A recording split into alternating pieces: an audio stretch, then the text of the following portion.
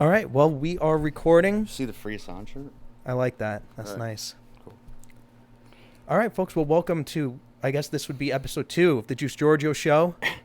This has been my much anticipated guest. I couldn't wait for this one. It's my boy Tommy G over here.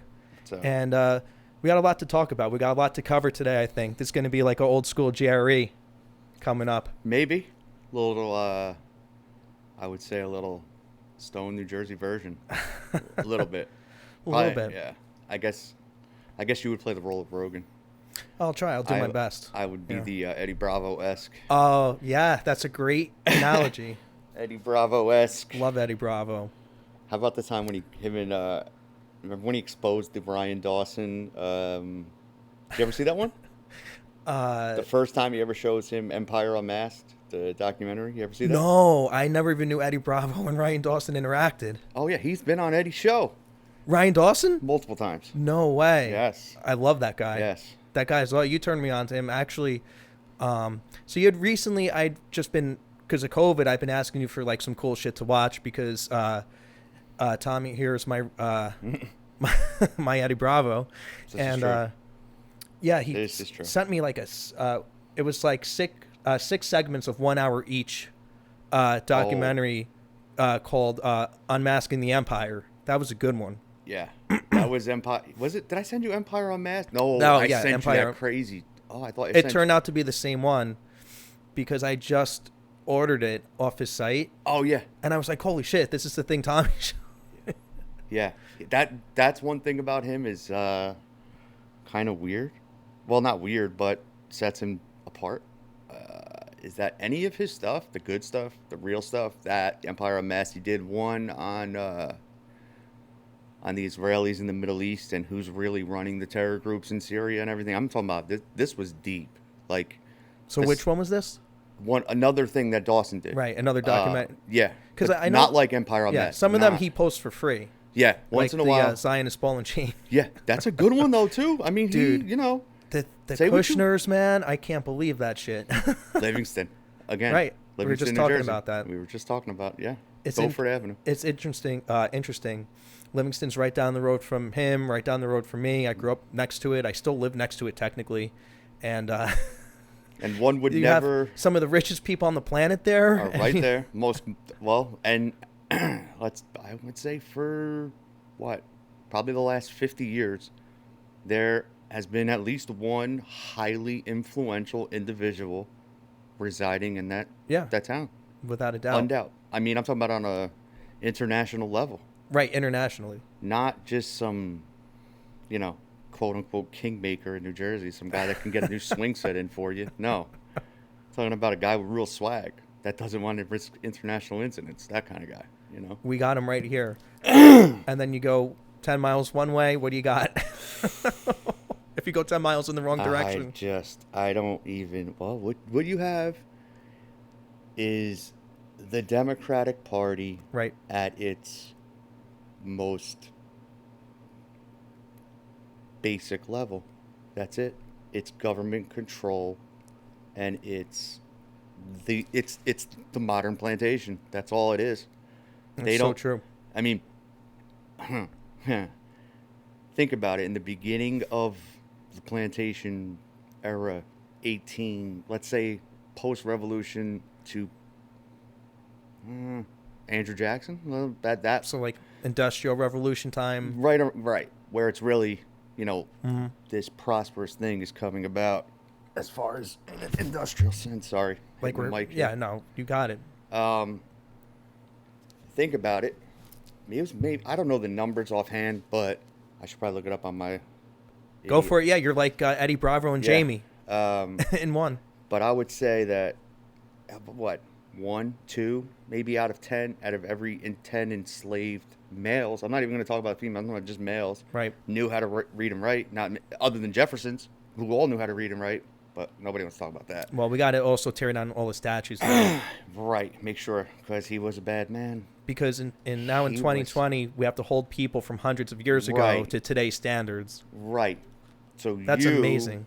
Isn't that what like you're Nazis bad. do? You're inherently bad because somebody who has the same skin tone as you may or may not have done something harmful, likely may have, did something bad at, you know, on a human level, something terribly bad to somebody with another skin color. So now today, 250, 300 years after the fact, you're now responsible.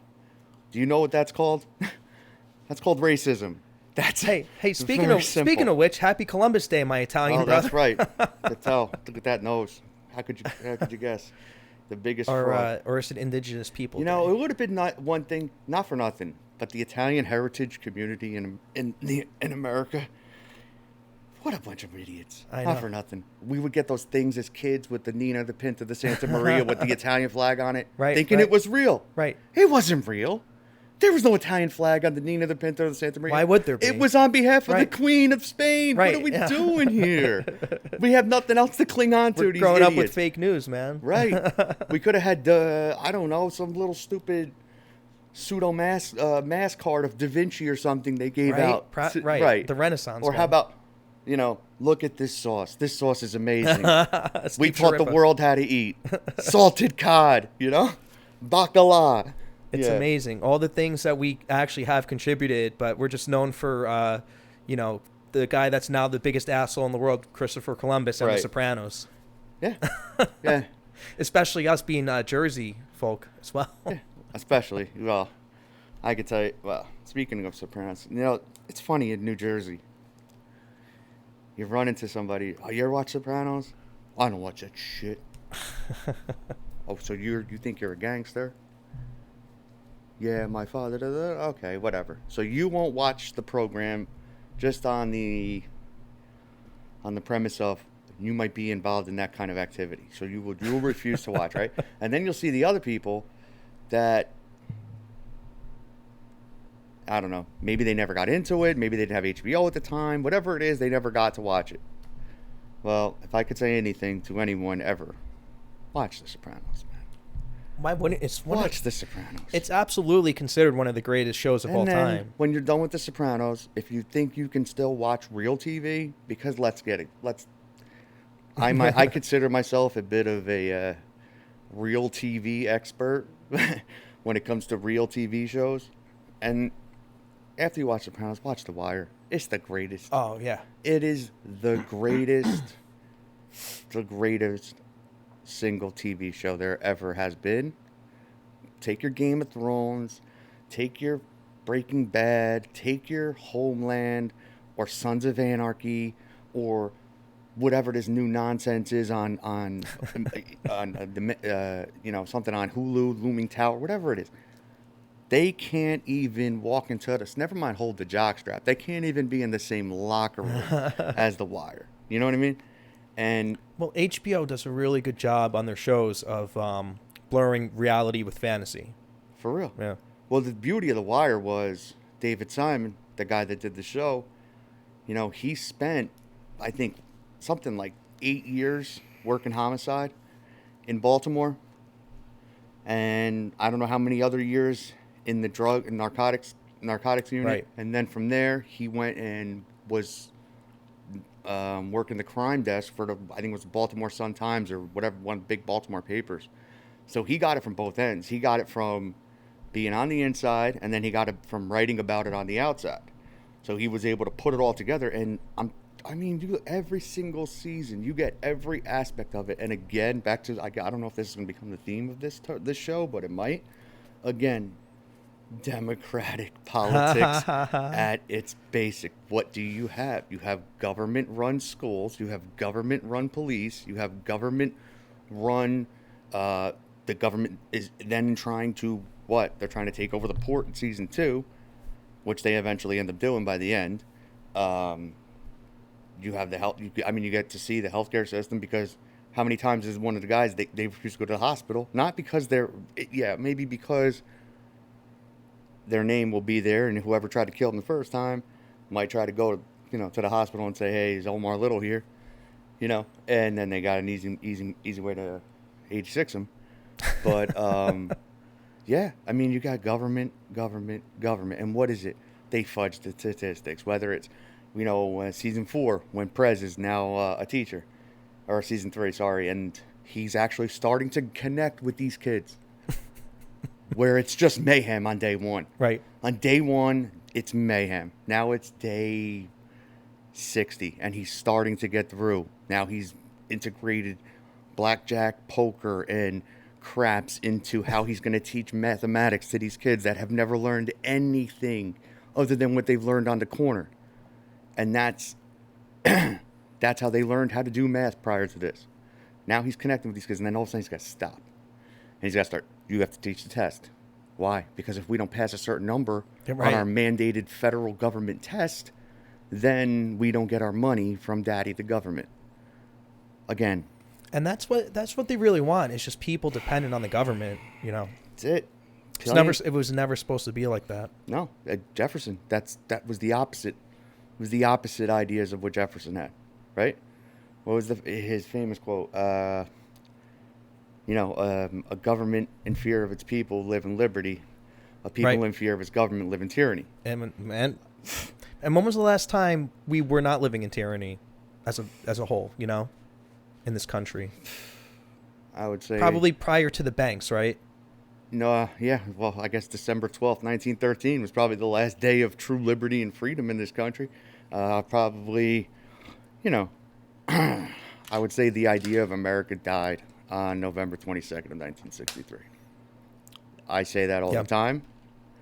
I would say America's dream died on that day because... Well, he had the balls to actually speak out about a few certain things, right? Now I laugh. I don't laugh, but now these people are starting to get exposed a little bit to the Kennedys because HBO's got the new show out about them. There's the new thing on Netflix, and whatever. Not that they haven't had an idea, but people that didn't know much about JFK before. I mean, this is something. Me personally, I've been obsessed with this man since I'll never forget it. I was 8 years old. My grandmother was watching me because my mother used to work 2 jobs when I was a kid. Because my father didn't exist, and I know what that's like. My grandmother was watching me, and I think I was supposed to be in bed or whatever, but I wasn't. And I think it was Geraldo Rivera, one of these guys, Morton Downey Jr., somebody like that. Morton Downey Jr. Remember when he was at WrestleMania that one time with oh my Piper? God, with Piper with the cigarette? Don't blow that smoke in my face. That's what Piper says to him. I remember that. Yep, one of these guys, and they had like a 2-night or was there a 2-night or 2-3 parts? Something like that. Who really killed JFK? I'm like, who really killed JFK? First off, who the fuck is this JFK guy? I'm 8. You know what I mean? I know Don Mattingly. I know Hulk Hogan. Right. I know now the Ultimate Warrior wants to get down with Hogan. Other than that, I don't really know much about anything. Yeah. I know that Ronald Reagan was a good man, and now supposedly this guy Bush, that's our president, was his number 2, so he's got to be good too. Right? Okay, that's all really I know. And about, when I was about 8 years old, I think that's when the JFK movie came out, and I still didn't really know what it meant or anything like that, maybe I might, maybe I was 8 or 9, and maybe this was right before that. It had, because we're pretty close to the same age. Yeah. And there was this, when I first, it opens with the Zapruder film shot, and you see the head go off. Right. And that is graphic, man, for a kid to see. Yeah. If it's clear enough. Yeah, I mean, I grew up around guns a little bit, so, and I, saw like deers cut open and stuff at a young age, and it wasn't, but yeah, there's a, you see a guy that is supposed to be the president, and you see his head get, whoa, in America, what? Yeah. And from that point forward, what an embarrassment that happened, huh? Well, was it an embarrassment? I mean, it's embarrassing. Embarrassing for the country. Yeah, but it makes us no better than any other third world dictatorship, like in whatever happened with our Benz, anything, Chile, Guatemala, whatever we did, Iran, it don't matter. It doesn't really matter because we're doing the same shit here. Yep. That was a coup. That's what happened on that day. I mean, this guy, who didn't want him dead? That's the question, everybody. Well, I mean, my go-to thing in my brain, I'd say the CIA, of course. Right, but it was obvious. Yeah, well, CIA is what? The CIA is whatever, America's intelligence community, number one, three-letter agency Yeah. in the world. We've been, prior to that, we installed the Shah in '55.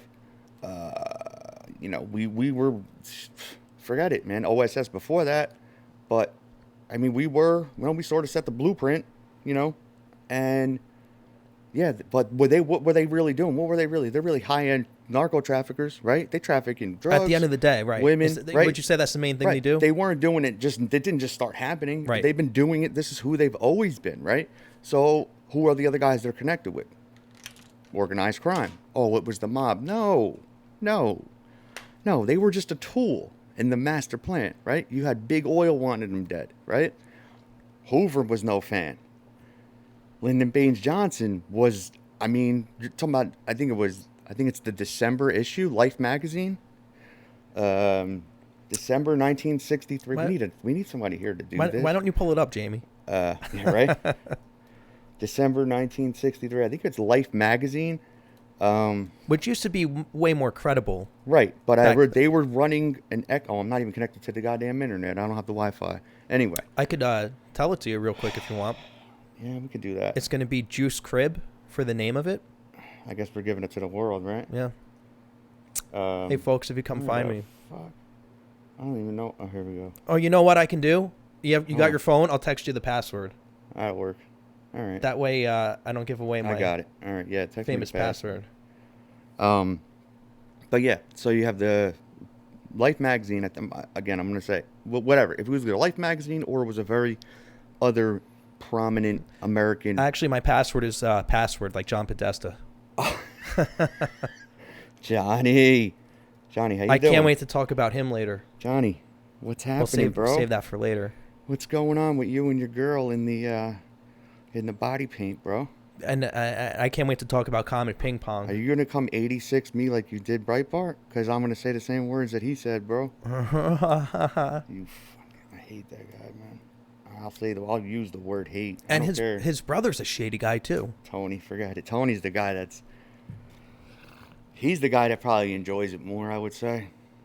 I always wonder, man, that Madeleine McCann, the photos, you know what I'm talking about? Is that like the creepy pictures? I've been scouring the intranets, as the Italians like to say.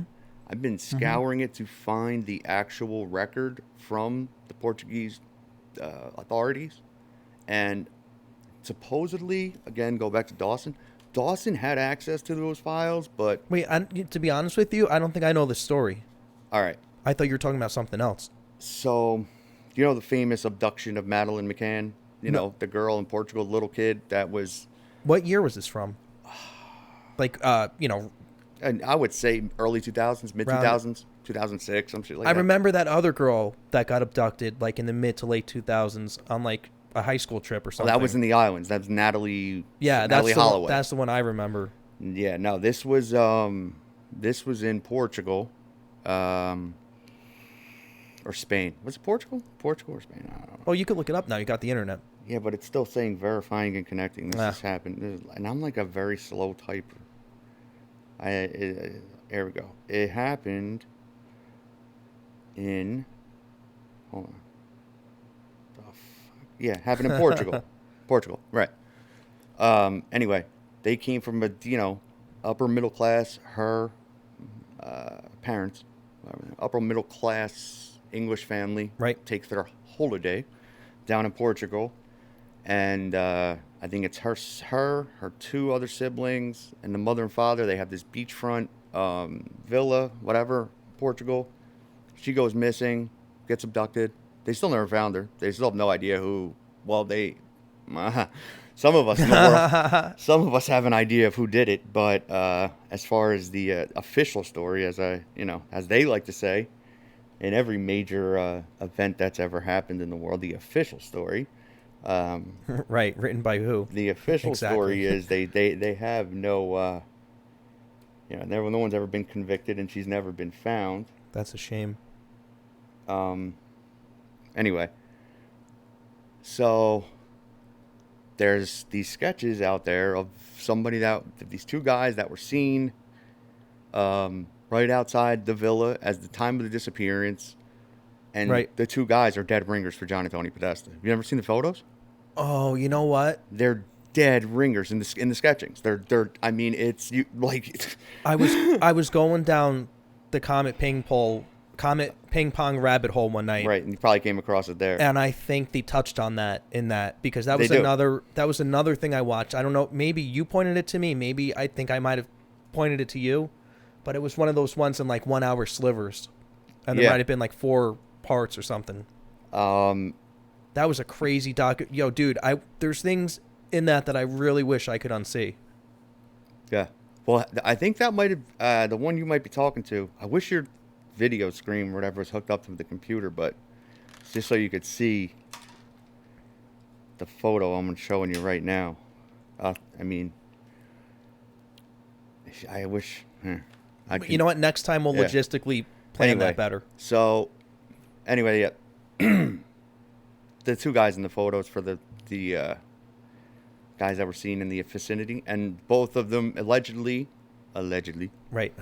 Allegedly, folks. allegedly, they were both unaccounted for where exactly they were at the time of the disappearance. There's other evidence pointing that they were actually there in the same town of Portugal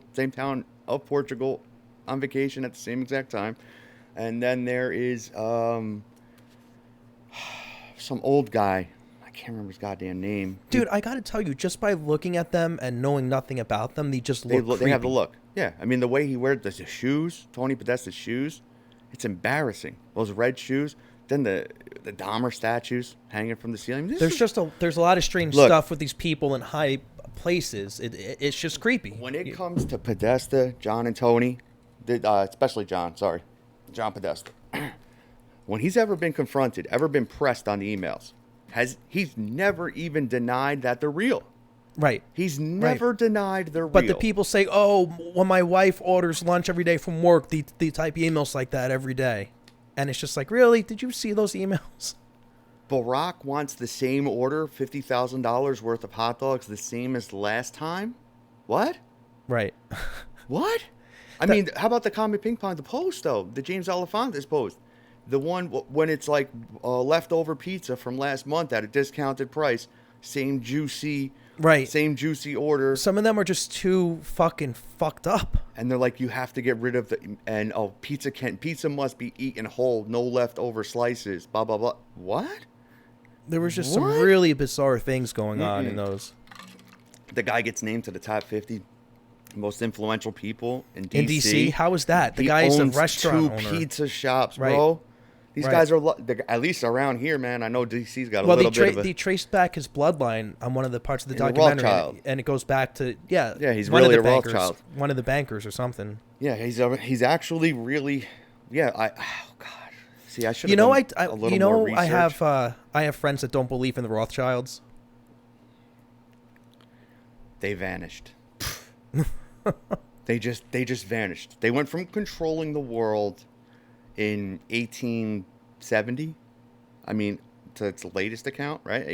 Actually, no. A little later. Let's say 1885. They're known in newspapers. I mean, you can go look up the articles. They're known as controlling the world. People wanted to be as rich as a Rothschild. Then there were other little clippings from newspapers that said that any presidents were irrelevant. Right. Because they really they were the ones who pulled the strings in the world. And then you're telling me they disappeared. They all there. What happened? There was no mass murder. They weren't like the Tsar in Russia. You know what I mean? These things never happened. They just took a step back. That's all. Instead of the name Rothschild being there, we'll put the name Rockefeller there and the name Morgan, and we'll be really behind them. Right. Right? I mean, when J.P. Morgan died, they found out he really only had about 11% of the money that everybody thought he had. He was the front man. He was just the front man. So, I mean, come on, man. How about when Luke Radowski, he actually got to Lord Rothschild. He got to, Luke Radowski got to Evelyn the Rothschild on the streets of New York City one night. And got the camera in his face, put the microphone right in his face. And it's like, how do you feel about... being responsible for almost all the world's death and all the world's wars, and Evelyn the Rothschild just starts laughing, like, yeah, bitch, yeah, bitch, I do. That's what we do, and I like it, and I probably get the bodies dropped off at the house and suck the adrenochrome. What's up, bro? Like, fuck you. That's their mentality. Mm-hmm. And I mean, and then you see, I don't know, man. How you could not, everybody, they got to stop believing in so many coincidences, man. There's just so. That's the big Q phrase, right? Right. It's How many things can happen before you stop calling it a coincidence? Right. How many? Right. Well, I saw the latest one, not the latest one, but one of his recent posts about he just reeled it off about. Well, I don't want to say he or she or they. I don't know, because nobody still knows who. Right. Who this? If you listen to Jones says that it's just a LARP. He hates Q. But then he liked Q for a little while, and now he hates him again. I thought in the beginning it could have been Pachinik. I thought that for a minute. It could have been Steve Pachinik. Then I thought it was Flynn. I thought it was Flynn for a little while. I still because think... Flynn was putting shit like on his Twitter profile that was like... Right, lining up with what Q was saying. And I still think there's a chance it's Flynn. I still think that Flynn might know who it is. And then there's people that think it's Dan Scavino. I think there's a lot of evidence pointed to that.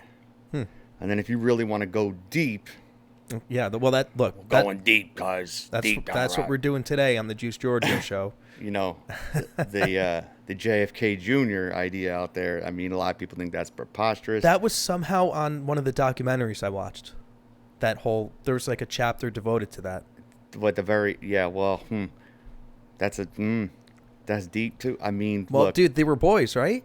Trump? Yeah.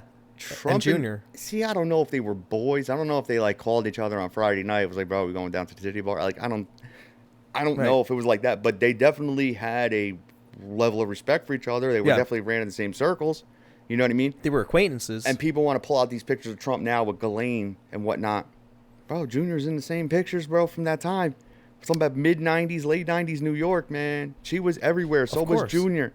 So was Trump. So there's pictures of them. And that's when people actually took pictures, like real pictures. Right. They didn't take them on their phone and whatever. No, these were real, and there was paparazzi there. People wanted to take a photo, whatever. And honestly, I'm more worried about who was at the island than who's in a picture in New York. Right. And then, we have the paperwork. It's really we there. Have the information. Showing that Trump threw him out of Mar-a-Lago. Showing, I've been friends with this one guy for, I don't know, 7, 8 years, 9 years, maybe 10 years, whatever. He's older, and ever since this COVID thing popped off, he just starts texting me we never talked about politics or anything or Trump or Biden, nothing. And then all of a sudden I start getting these texts no leadership, and we start going back and forth. And he, in the beginning, he probably still does, blames this whole COVID thing on 45. Which I can't understand how a rational person could even have this thought process. I wouldn't even blame it on Obama. You know what I mean? If this was 5 years ago, I wouldn't be like, this is all Obama's fault. Right. No. And I hate Obama as a president. Yeah, but I wouldn't blame it on him. I wouldn't blame him. I mean, let's blame who it is to blame. But China. Wuhan. China. The way he says it is just spectacular. It's incredible. But... He might be the funniest president of all time. Hands down. Come on.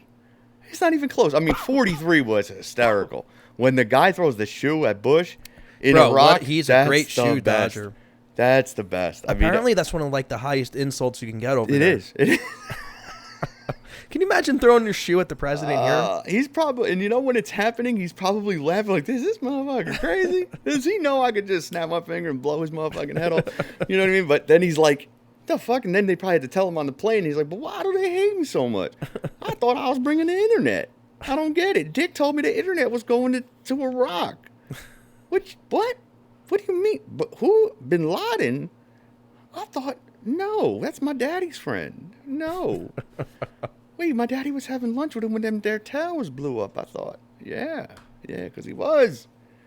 He was having lunch with a brother. Yeah, that's real, man. Look it up. It's there. Wait, so Senior? Bush 41. Was having lunch with, granted, Bin Laden had, 74 brothers or some shit? I don't know. His dad, I think he had, 35 brothers. Just the fact that the guy's last name was Bin Laden. Yeah. Well, the only planes that were allowed to leave were Bin Laden. So Saudi. How do we know? So I've heard that, but how do we know that?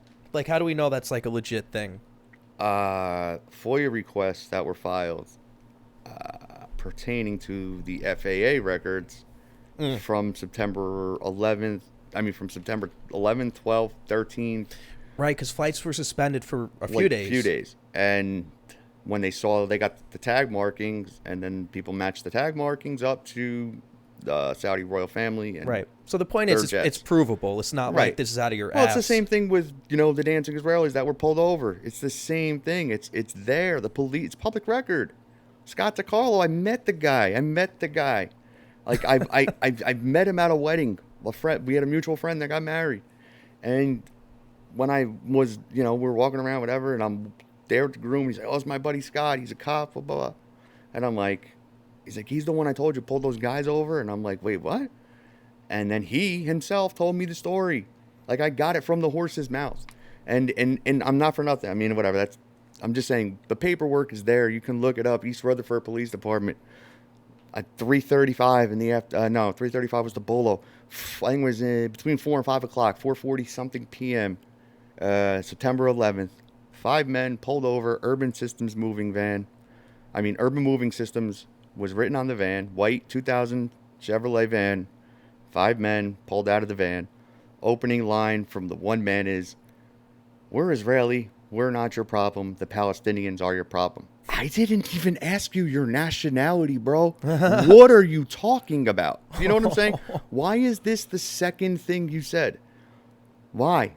Wow. Why? And then the same kid that Bro, you're blowing my mind right now. You never told me this. The same guy that says that has $4,700 in his sock, stuffed in his sock, traces of explosives in the van. FBI comes, takes them off the locals' hands, because at 3:35 p.m. there was a bolo put out. FBI puts out a bolo to New York and all surrounding areas to be on the lookout for a white Chevy 2000 van, Urban Moving Systems written on it. About an hour later, on Route 3, East Rutherford, New Jersey, eastbound side. Right here. Yeah, 10 minutes away. Going eastbound, so they're going back into the city on that side of Route 3, because right after that, there's only like maybe 1 or 2 exits. You got the North Bergen exit, then you got the Hoboken exit. Tunnel. And then it's the tunnel. So pulls him over. There's him and his sergeant. The guy's name was Dennis. I forgot the last name. Something Italian. Something that ends in a vowel. That makes a lot of sense. Pull the guys over. The dogs come. Dogs start going nuts for explosives. Traces of explosives in the van. 5 guys. All Israeli. Why? Why was there a bolo put out on the van? Well, the bolo was put out on the van because a woman who was cooking her breakfast, as the first plane hit the tower, saw these men standing on top of a parking garage right outside Liberty State Park in New Jersey with a camcorder set up and still shot cameras in their hands, holding lighters up in the air. First plane comes, explodes into the city, explodes into the buildings. They're celebrating, flickering the lighters in the hair, taking pictures, and they have the camcorder set up before the plane even hits. So, what in the fuck? She's cooking her eggs. She's like, what the fuck? Whatever. She's watching. Then the second plane hits. They're still there. They're celebrating again. Now she's like, oh shit. She dials 911. She says, hey, there's these guys. They're in this white van. Yada, yada, yada. It says there are moving systems on it. They're celebrating. They're flickering their lighters. They're taking pictures. I just want to let you guys know, whatever. Now, because of all the commotion and whatnot that day, the bolo doesn't go out. Oh, God. For 5 hours. This is at 8:45 in the morning. Holy shit. When she makes the call. Yeah. The bolo doesn't go out until 3:35. But anyway, when the bolo goes out an hour later, I mean, it's again, like we started talking about before, The Wire, right? There's the part in The Wire where Bunk has to meet the kid witness, and the other cop never hands him off to the paper. Right. The paper got lost in the shuffle. I'm sure that's probably what happened that day. And so the Israelis, yeah, sure, they get pulled over. They got traces of explosives. They got 5,000 in their sock. This does nothing adds up, right? FBI detains them. I think they were held for about 40 days. And then Michael Chertoff released them back to Israel, which is where they went. And then, I don't know, about a year later, they're on Israeli television. I think it was Sivan Kirchberg. There were two brothers, Paul Kirchberg. Paul Kirchberg was the driver of the van. Then there was Sivan Kirchberg, his brother. And I think he's the one that's on Israeli television that literally says, we were there to document the event. So you had prior knowledge. What in the fuck? I'll say it again. You can't tell me if you're going to say you were there to document the event that you didn't know. Well, if you are our only ally in the region and the only democracy in the Middle East and blah blah blah blah blah blah, blah whatever they want to tell us, why wouldn't you say, hey, why didn't Ariel Sharon or Beanie, one of them, call up the boy 43, say, hey man, you got some shit coming your way, bro. Be on the lookout, man. These guys are going to blow your shit up. World Trade Center. Let me ask you a question, though. What's in it for them to be behind this? Mm-hmm. Okay. Well, let's start with Netanyahu's statement, 2003 or 2004. There's nobody that's ever benefited. Who's benefited the most from September 11th? Us. We've benefited the most. Well, why? Well, every single country around them has either had a civil war or we've invaded. And the only one left is Iran. I mean, you have Libya, civil war. We went there. Egypt, civil war. Overturning the government. Installed the Muslim Brotherhood. Barack's homeboys. Right? You got Syria. You have Iraq. Now you have a flip in Saudi Arabia. More to what? More pro-Israel. If the Arab world can't unite to fight a common enemy, they have no chance, right? Especially when the enemy has 500 nukes, at least that we know of. They have nuclear power. They have the Americans behind them. We have shit. We live in squalor. If they united as one, maybe they had a chance to fight against the Israelis. Being that they can't unite because they're having they have civil wars, or they have the Americans at their doorstep, like Iran or Iraq or whatever. They can't do shit. So now the Israelis are just sitting there living pretty. They got the Golan Heights. They got more territory in Syria. Palestine's gone. It doesn't exist anymore because as the rest of the world is focused on... Is Palestine just an idea now? And I don't mean to repeat Joe Biden talking about Antifa, but now that's what it's... Well, Palestine, I don't know. I guess in the real world it is. It's just an idea, but to me, Palestine is Palestine. Right. Palestine was there. That was Palestine. Israel didn't exist until 1947, 1948. That's when it started to exist. I don't care about what it says in some book that was supposedly written 4,000 years ago. Right. We're talking about the real world today in the 1900s and the 2000s. How can you just take that land? So they took the land. They took 52% of the land. 20% of the population got 52% of the land. Would you be happy? Probably not. But okay, now they have 90% of the land. So don't tell me that they're the good guys, bro. They have tunnels and they're shooting rockets. They have tunnels to get food because you have a blockade. You won't let them eat. You give them limited electricity. They pay taxes to a government that doesn't represent them. I mean, what do you want them to do? I mean, so you're talking about who I guess Ryan Dawson would refer to as blueberries. I'm just talking about the Israeli government. I'm just saying, because you're not talking about the whole population. No, and actually, there's actually a bit of a shift happening in Israel now, where the younger generation is actually, I don't want to say more liberal, because that term liberal is totally misused now. Right. Now liberal means tyrant. You know what I mean? Like, Kamala Harris is the most liberal senator. What? What? No. Just because she's never voted for a Republican bill that makes her the most liberal senator. I was surprised. The dumbest shit I've ever heard. Yeah, I was surprised that it was her and not Bernie. Because white people don't know what it's like to be poor. That's why. Fucking clown, man. This guy, yeah, and magically his lines have changed too, right? Millionaires and billionaires. Now it's just billionaires.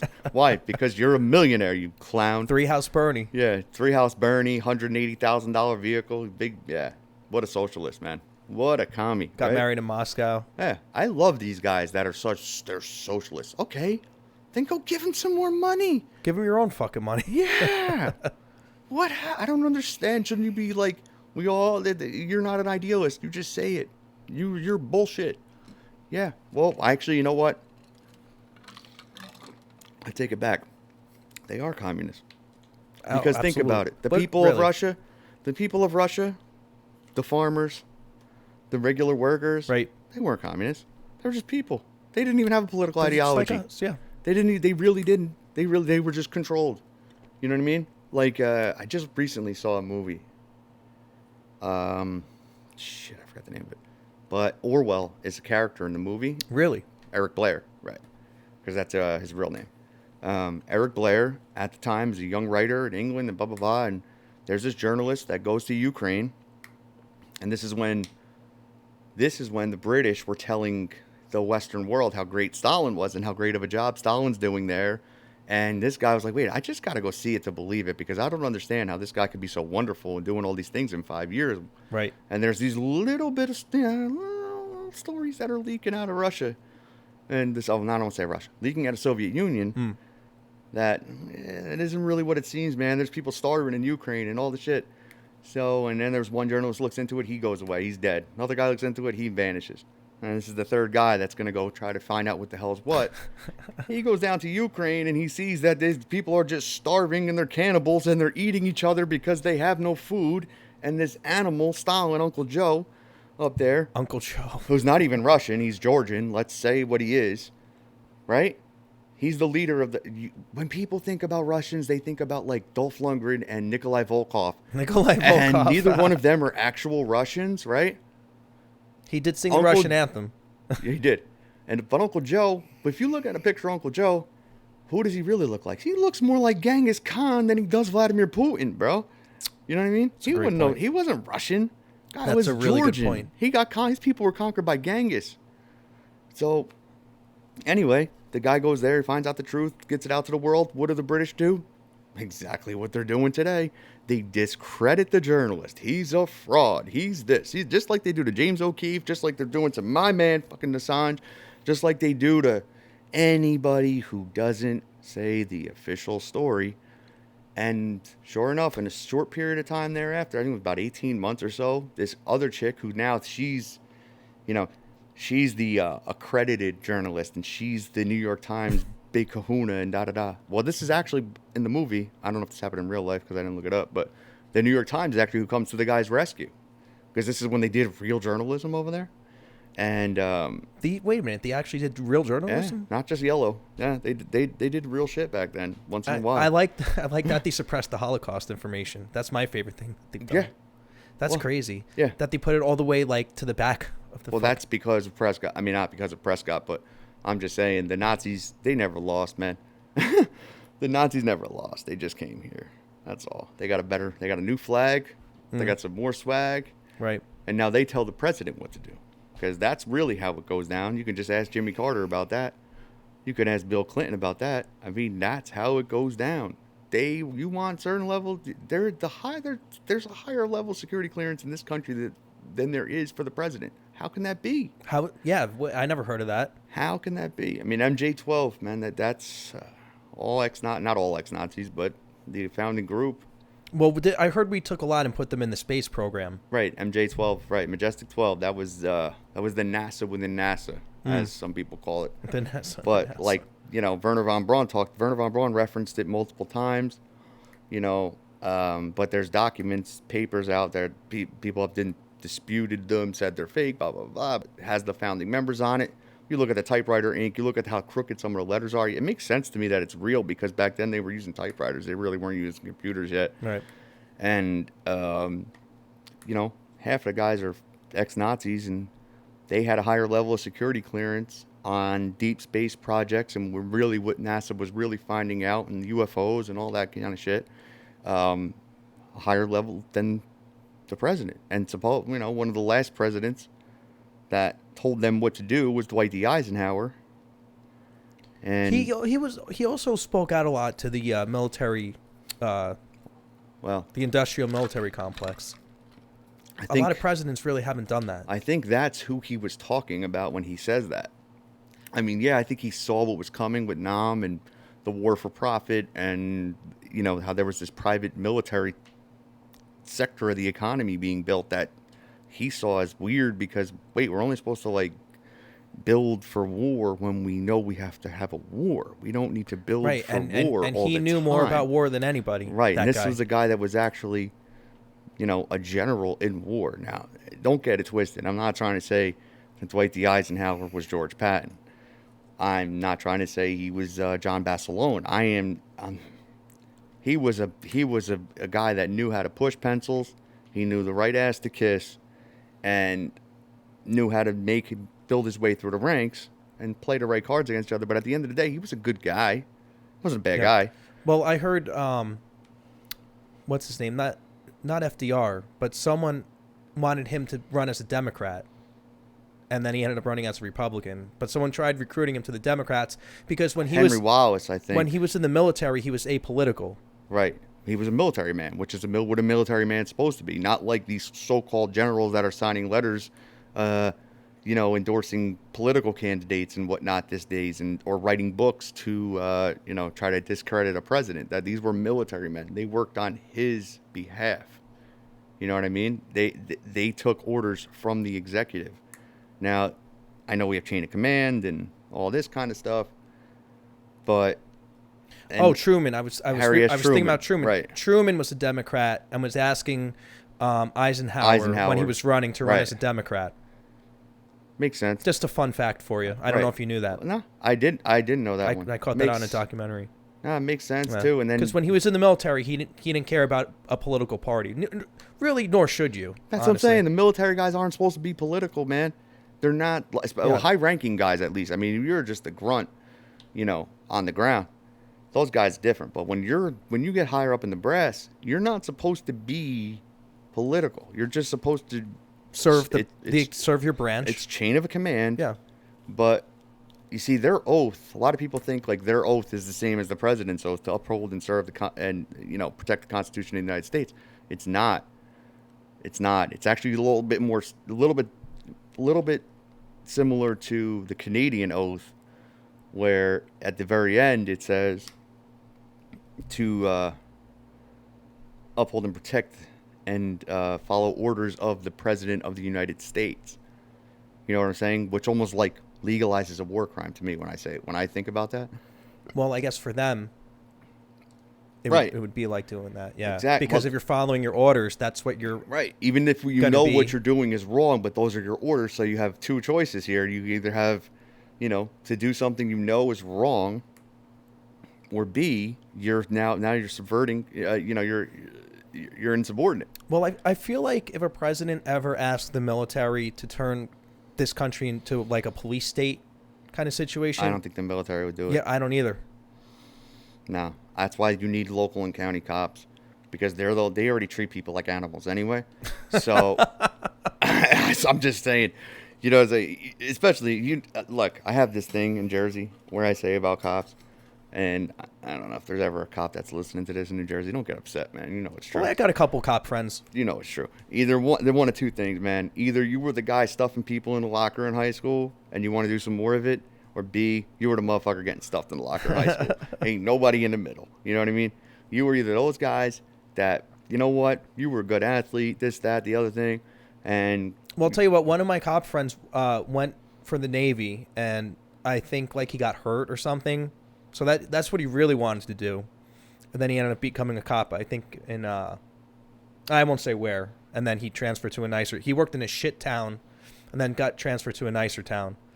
And my other friend that's a cop, and you've met him before at the bar. Yeah. He basically has been Al Bundy ever since kindergarten. Mm-hmm. That's the best way I could describe him. That's what I mean. You want to have that old... No, I'm not saying that... Hold on. I should probably take my statement back about being the guy that pushed the people in the lockers or the guy that got stuffed in the lockers.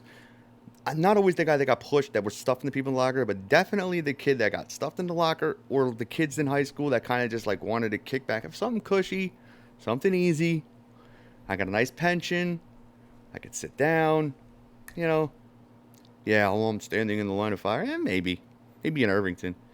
maybe an Well, orange. yeah, my Al Bundy Not in friend. Glenridge. Al Bundy doesn't work in Irvington. Right. That's what I mean. So that's what it is in Jersey, and it's like, But he does deal with like a lot of like a lot of dumb nonsense. Because where he works, I'll tell you where he works when we're off the air. But he puts up with like a lot, just like a lot of stupid shit, basically. domestic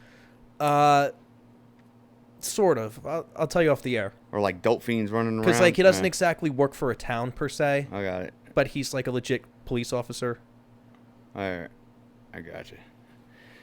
But point is this, man, is that nowadays, especially post 9/11, and I remember this 2003. I had one of my best friends growing up. His dad was a cop. His dad was closing in on retirement, but he was a real cop in Newark. This was, I mean, now Why the hell would anybody want to be a Newark cop these days? exactly, right? That's how you know somebody if they're a real cop. That's Right. what That's a great point. you know what I mean? Yeah. I mean, he did the patrol car thing. He was homicide detective. That's got to be one of the most dangerous jobs in the country. Back then, shit. Newark Sharp James era, with the Imperiale era in Newark, it was, I watched my aunt's car get stolen right in front of me. Just watched it. Just watched it happen out the window. They're like, hey, somebody's stealing Debbie's car. Anybody? Oh, okay. All right. I mean, this is the same house that in 1969, my grandfather, allegedly, him and a friend, when the riots popped off, somebody tried to jack up my aunt walking home from work, and he put the red dot on him, so to say. And then they called the cops, and the cops said, hey, you see anything else happening like that again? It's all right. Go ahead, let it go. The red dot.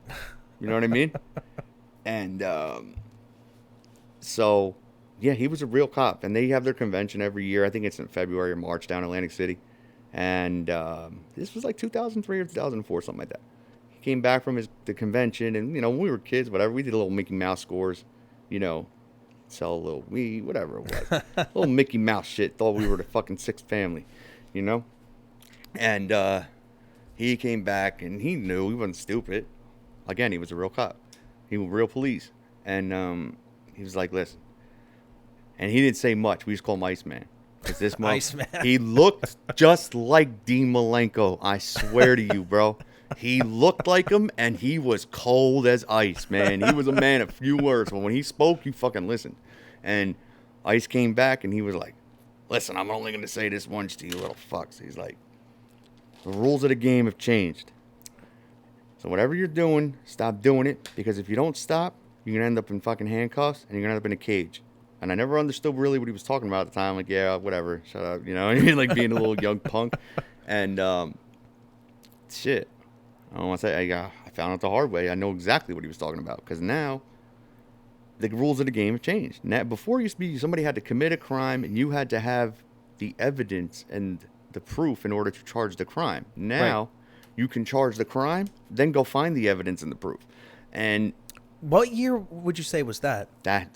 This 2004, right around there. And is that like a New This Jersey is law? No, this goes on everywhere. This is the new level of policing. This came down from a federal level because now. So on a federal level, you can tell state and local police what to do. I didn't know that. Now you gave them more leeway. No, all you did was give them more leeway. But I didn't know the federal government had the authority to do that. They don't have the authority. They can suggest it. They didn't mandate it, but they suggested it. You know what I mean? Like, you can do this now if you want to. Oh, okay. Because now they can always cite Patriot Act. Because if anything, I would think the two things are totally unrelated, No, well... Like a local municipality to the federal government, I just wouldn't think... No, when they have these... when they have these kind of conventions, these unions are huge, man. These unions aren't just statewide. These are federal. These are unions. Some of them are state, bigger than, Right, so there's like probably federal level representatives of these Exactly. unions. So they're the ones that are out lobbying in Washington for money at these federal grants that go to towns and whatever. Those guys, and when they have these conventions, there's speakers down at these conventions that say that, dictate policy per se, And now that they had the Patriot Act in play and...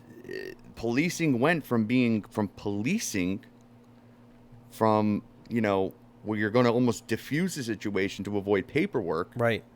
It went from that to a fundraising, you know what I mean? To a fundraising mentality where it's like, just get that money, man. We need money.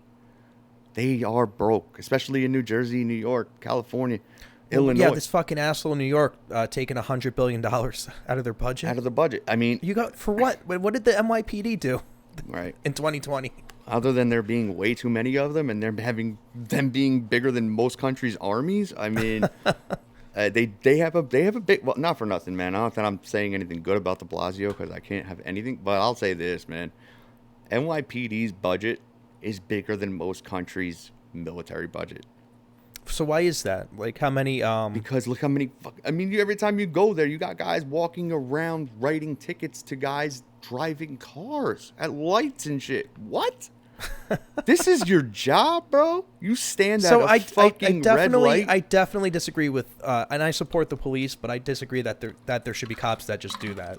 This is what I mean, man. I disagree with the revenue collecting aspect. This of is it. revenue. Well, that's what they do now, and it's like, I'm not saying that's what all that goes on in New York, but that's I'm telling you, not long ago. I mean, it's probably pre-de Blasio. No. I guess Bloomberg was still in play over there, but I mean, my friend and I were just driving right out the Lincoln Tunnel. I think we're going up like whatever that street that is over there, 43rd or 36th, something like that.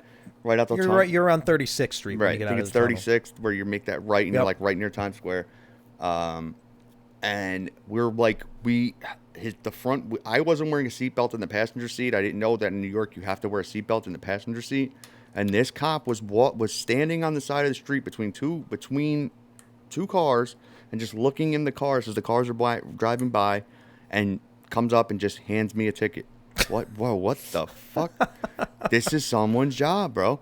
And like, they have drones. I mean, the fucking. What are the NYPD doing with drones exactly? This is what I want to know, man. This is what I want to know. I don't understand what the point is. Then if you ever go by the Trade Center, you ever go to the so-called Freedom Tower, where nothing has ever made me feel less free in my life than that fucking thing. You go down there, there's about 900 fucking cops just standing there. Like, do you think fucking Osama's son is coming here and he's going to say, Abu, Allahu Akbar, and blow the fucking thing? This isn't happening, bro.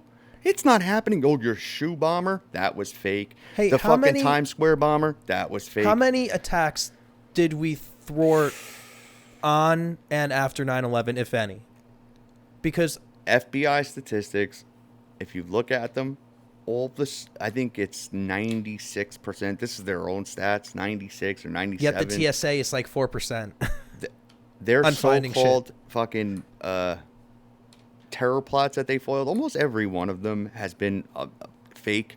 They made it up. Like, they pushed somebody in Wouldn't be the first time they made something up. Like, so whatever. Me and you were having a conversation. Your friend comes, knocks on the door. He comes, sits down. He's like, hey, man, listen, I know you guys might not want to do this, but I think we should go fucking rob this 7-Eleven. And I'm like, I don't know, man. Forget that. I'm not robbing anything from 7-Eleven. And then he comes the next day. He's like, there's like 50,000 inside 7-Eleven. Maybe we should rob 7-Eleven. And then he starts calling you every single day about the fucking 7-Eleven. And you lose your job, you got no money. The other guy loses his job, he got no money. Maybe we need the 50,000 from the fucking 7-Eleven that he's been talking about every day for 7 months. And then these fucking idiots go and they go and rob the 7-Eleven. That's what they're doing. They're literally coercing people into committing a crime so that they could say that the guy committed the crime. I mean, that's exactly what they did in upstate New York. That's what the shoe bomber on the airplane, or the underwear bomber, that one. That had the conversation with Pakistani intelligence right before he got on the plane. That's a crazy one. I mean, it's all nonsense. So, at the end of the day, it's like, what are you doing? You just have these guys standing there making starting at whatever, $38,000 a year, standing there. Half of them, well, more than half of them ain't doing shit. They're just standing there. And then the good ones, they got to fight tooth and nail to get an extra surveillance unit on somebody that's actually doing something wrong. Or, that's crazy. You know what I'm saying? Yeah. Or DNA shit test results getting lost in the labs because the labs are in such shit condition. All kind of nonsense. That shouldn't be happening, because if you had, again, my theory, my belief in police is you got to get back to the old style of policing where, it was the diffused mentality where you knew people, everybody was assigned a certain sector or whatever it was on each shift, and everybody made it a point to let them know, hey, my name's Frank. I'm a cop around here. What's your name? Oh, my name's Claire. Oh, hi, Claire. Look, if you ever have any issues, this is my number. There's something I can do to help you out, whatever it is. Call me personally so I can stop it from happening. Because that's the way it fucking used to be, man. So And that makes way more sense because you're actually serving and protecting the people that pay you. Right. You're a cop. Or You're a fund you or citizen of the people. Right. Right? So instead of... And that's way more connected to the community. Exactly. And you have... And then you have like a, you know, a domestic dispute, let's say. Now, I'm not saying that like, you know, all domestic shit, all domestic disturbances where some guy's beating on a woman that the guy shouldn't go to prison. No, that guy, yeah, you should probably lock him up.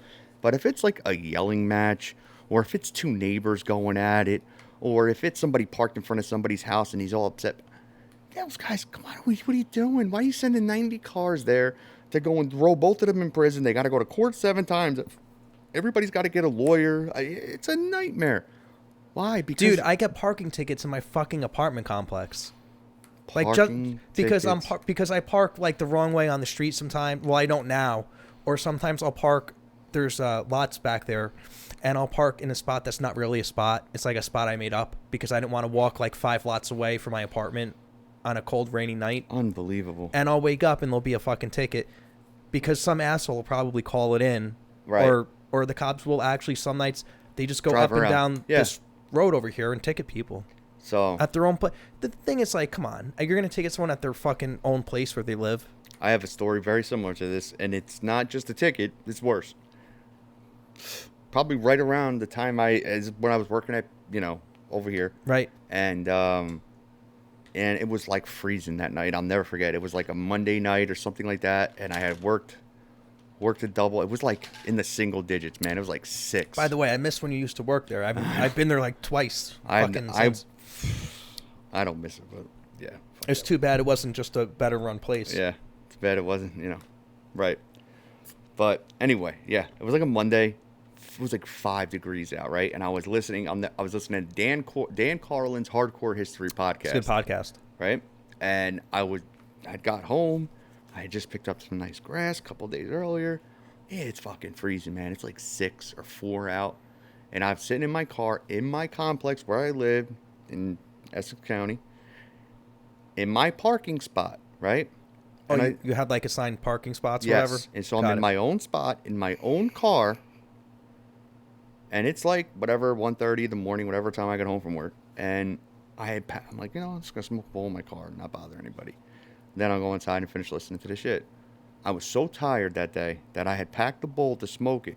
I'm like, had the heated seats, and I leaned back a little bit, and I sit back, and I guess I dozed off in the car, right? The car's not even on. It's just the radio on. Mm-hmm. And I had the bowl packed, like in the passenger seat next to me, but I never even smoked this shit. Did this car have the sticker on it that said legalize the Constitution? Not yet. No, that's on this one. No, the legalized, not yet. So all of a sudden, I guess I must have dozed off.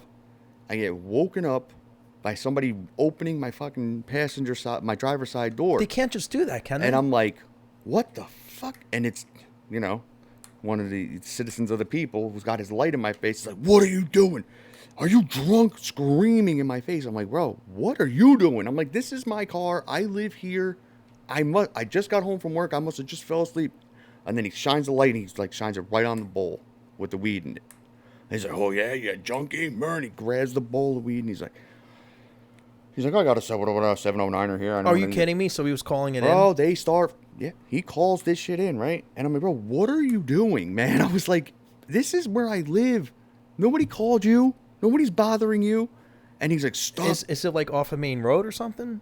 That like he was driving near it? It's near main road, but you would have to go onto a side street to see where, if my headlights were on, that my headlights were looking that way. He was probably just driving through to just drive through or something, or maybe he was coming down that side street, whatever. It's 2:00 in the morning. There was no noise complaint, no nothing, whatever.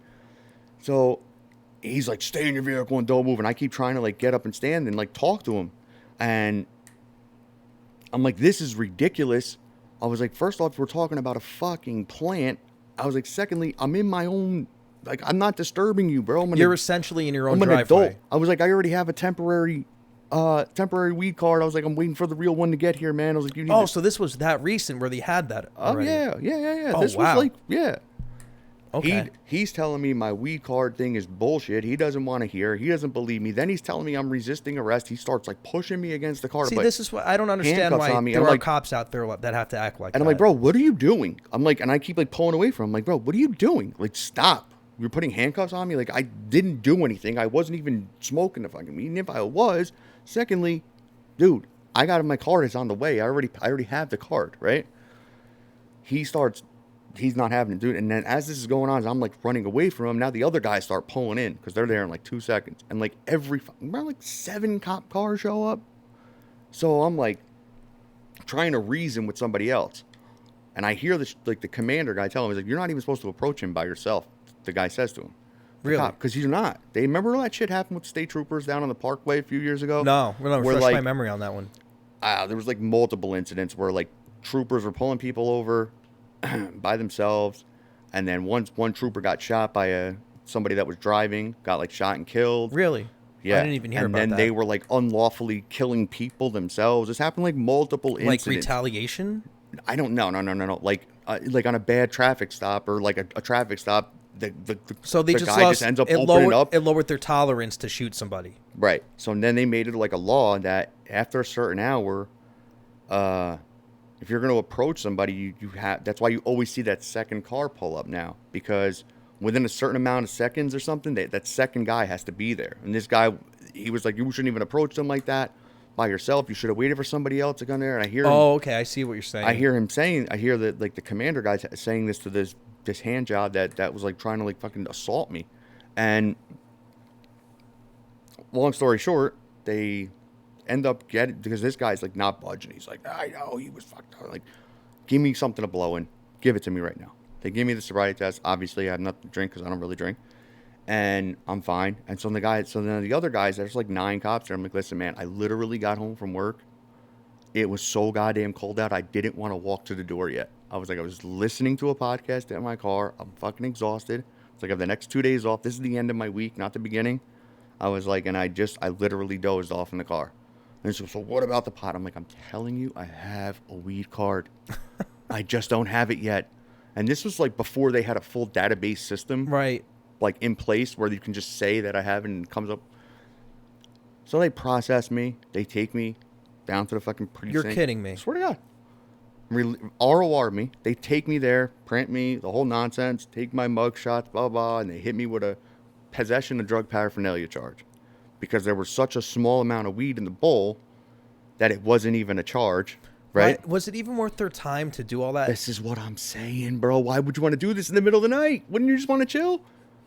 You know what I mean? Like, why would I want to do all this? And then the other guys that were doing the paperwork, they were like pissed off. Like, I can't believe I have to do this shit.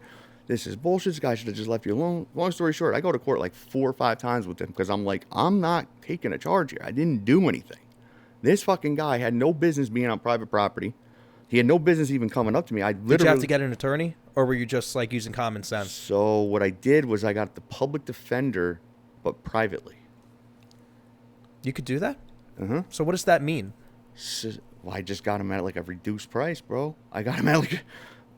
But like, did he try harder for you? Because he already has he had the hookup, man, and he was like, just wait. He's the one that kept getting. But why couldn't you just use the public defender as the public defender? You know what I mean? No, I did. I'm sorry. What I meant to say is I had just used the public defender, but I had met him privately. Is what I'm saying. Oh, okay. Like I had somebody like advise me, say, listen, this guy's the public defender, and just call him up, man, and he'll charge you the public defender price. As long as you do the paperwork with the town. But he was actually good, so you didn't have to get like a super... Right, I didn't have to pay a fuck ton of money. Yeah. He knew the ins and outs. You didn't have to get like a criminal defense attorney. Right, so he's like pushing for the lab results. The way the system is set up, nobody ever really gets the lab results, bro. They just think you're going to plea down, pay the fine, and go home. Right. That's the way the system is set up. You're going to take some probation or community service, whatever this bullshit is. And he just kept pushing, no, we want the lab results, Finally, now the card comes in the mail. I have my card. I give it to him. We have this X date set up.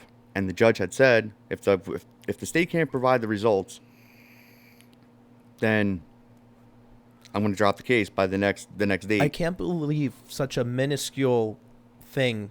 I had to take off like 6 fucking days from work over the next fucking year to do this nonsense. Wow. But that's because I was refusing to take the plea. Right. And you were doing I the was just like, bro, I'm not thing. doing this, man. I'm not going to be part of your fucking bullshit. Well, you shouldn't take an unjust charge. What was the saying that one of the framers said was something about I'd rather let one innocent man go. I'd rather let 99 guilty men go free, so one innocent man, right? So one innocent man can go free. That was like the philosophy behind that, and now it's like the opposite. No, now you're guilty till proven innocent. Right. Well, Russia. Well, again, that's a whole nother thing. But yeah. Yeah. Hold on. You want to take a break for a second? 'Cause I gotta go take a pee. Go for it. All right. I'll take over here for a second. All right, bro. This is fun, right? Yeah. It's cool. No, it's cool. Actually, you know what I'll do? We'll take a break and I'll make this part 1. All right.